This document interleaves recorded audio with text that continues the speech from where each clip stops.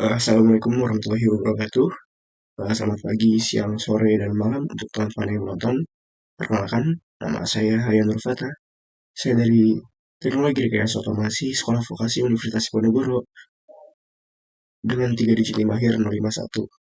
Nah, pada kesempatan kali ini saya akan sedikit memaparkan mengenai N-effectors manipulators untuk mata kuliah Mekatronika dan Robotika.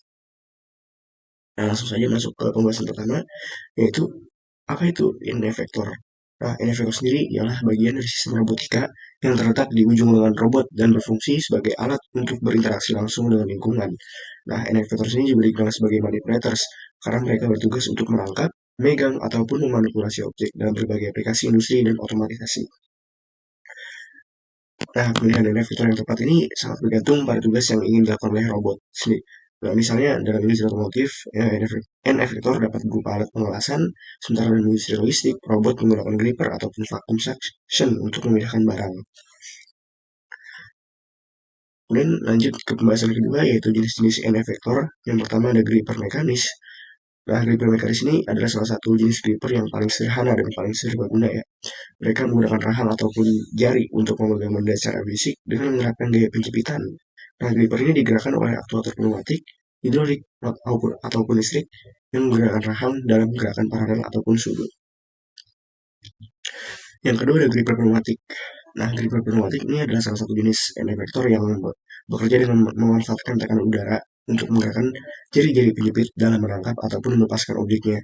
Nah, sistem ini terdiri dari beberapa komponen utama, seperti kompresor untuk menghasilkan udara yang bertekanan, kemudian katup kontrol untuk mengatur aliran udaranya, nah silinder pneumatiknya untuk mengubah tekanan udara menjadi gerakan mekanis, serta jari penjepit yang secara fisik memegang objek.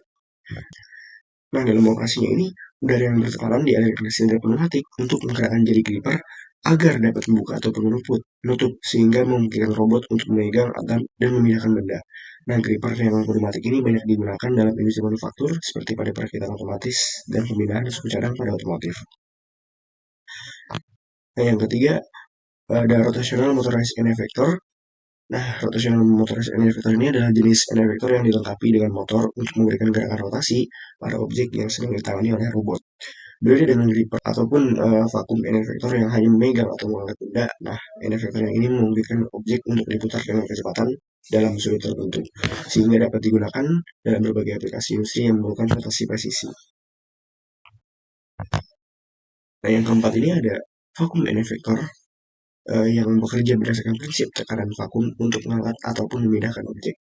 Sistem ini menggunakan pompa vakum ataupun injektor pneumatik untuk menciptakan perbedaan tekanan antara suction cup ataupun cangkir hisapnya dan objek yang akan diangkat olehnya. Nah, saat udara dihisap keluar dari ruang antara suction cup dan permukaan objek, tekanan atmosfer eksternal menekan objek ke suction cup, menciptakan gaya cengkram yang cukup kuat untuk mengangkat dan memindahkan objek tersebut. Nah, masuk pembahasan selanjutnya yaitu mengenai pemilihan N-effector.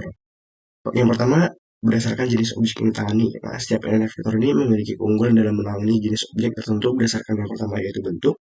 Objek yang berbentuk tidak beraturan mungkin lebih cocok ditangani dengan gripper fleksibel dibandingkan dengan vacuum gripper. Kemudian ukuran, objek yang besar lebih mudah diangkat dengan vacuum N-effector ataupun gripper yang berukuran lebih besar. Nah, yang ketiga ada berat. Robot dengan kapasitas beban rendah mungkin lebih cocok menggunakan gripper pneumatik dibandingkan dengan sistem hidrolik. Yang kepada tekstur, kemudian apabila objek dengan permukaan halus cocok untuk vacuum N-effector, sedangkan objek yang kasar ataupun berpori lebih efektif ditangani oleh gripper mekanis. Yang kedua adalah lingkungan kerjanya. Lingkungannya sangat mempengaruhi kinerja dan daya tahan N-effector. Faktor yang perlu dipertimbangkan meliputi yang pertama yaitu lingkungan bersih ataupun steril. Nah, industri farmasi dan makanan memerlukan N-effector yang dapat beroperasi tanpa kontaminasi seperti vacuum gripper ataupun gripper yang berbahan stainless steel. Yang kedua pada lingkungan yang berdebu ataupun kotor. Nah, yang digunakan N-effectornya yaitu digunakan di biasanya industri manufaktur yang harus tahan terhadap debu dan kotoran. Yang ketiga ada suhu yang ekstrim. Nah, industri logam ataupun kaca memerlukan N-effector yang tahan terhadap panas tinggi ataupun lingkungan dingin yang ekstrim.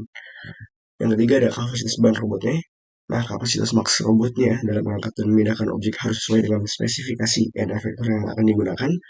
Kemudian ada N-effector yang terlalu berat dapat mengurangi efisiensi robot sehingga harus pilih material yang ringan namun kuat seperti aluminium ataupun carbon fiber. Nah, poin keempat yaitu kecepatan dan presisi. Yang pertama yaitu aplikasi berkecepatan yang tinggi, yang industri logistik dan pengemasan sering membutuhkan vakum elevator karena dapat menangkap dan melepaskan objek dengan cepat. Nah, kemudian untuk aplikasi yang presisinya tinggi, nah perakitan elektronik ataupun medis memerlukan gripper yang dapat bekerja dengan tingkat akurasi yang sangat tinggi, seperti micro gripper ataupun rotational motorized end effector. Pembahasan selanjutnya yaitu end effector pada bidang industri. Yang pertama yaitu di industri otomotif. Nah, di industri otomotif ini sendiri, robot dilengkapi dengan berbagai jenis end effector untuk menangani perakitan kendaraan secara otomatis. Beberapa aplikasinya yang mungkin bisa kita biasa lihat yaitu ada pemasangan suku cadang. Ini menggunakan robot dengan gripper mekanis ataupun pneumatik yang biasanya digunakan untuk menangani komponen seperti baut, panel bodi, ataupun kaca mobil. Kemudian yang kedua yaitu di bagian pengelasan ataupun welding. Nah, eh, pengelasan atau welding secara otomatis ini menggunakan tradisional motorized end effector yang membantu mengontrol torch pengelasan dan untuk menghasilkan sambungan las yang lebih presisi. Yang selanjutnya ada industri elektronik. Nah, industri elektronik ini memerlukan manipulasi objek dengan ukuran kecil dan presisi tinggi.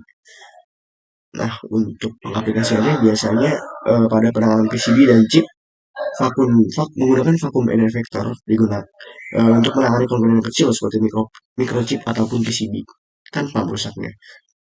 Yang kemudian ada perakitan perangkat elektronik menggunakan rotational motorized end untuk menyusun dan menyekrup komponen-komponen kecil seperti casing smartphone ataupun laptop.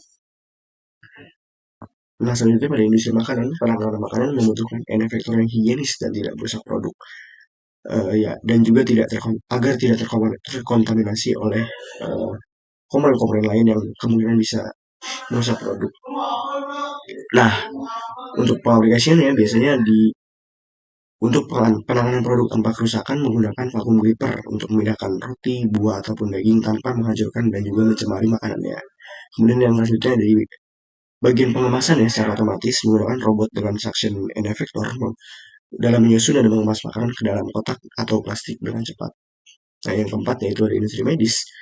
Nah, dalam industri medis ini sendiri, end effector digunakan dalam berbagai aplikasi yang membutuhkan tingkat presisi yang tinggi dan juga kebersihan yang sangat-sangat bersih dan higienis.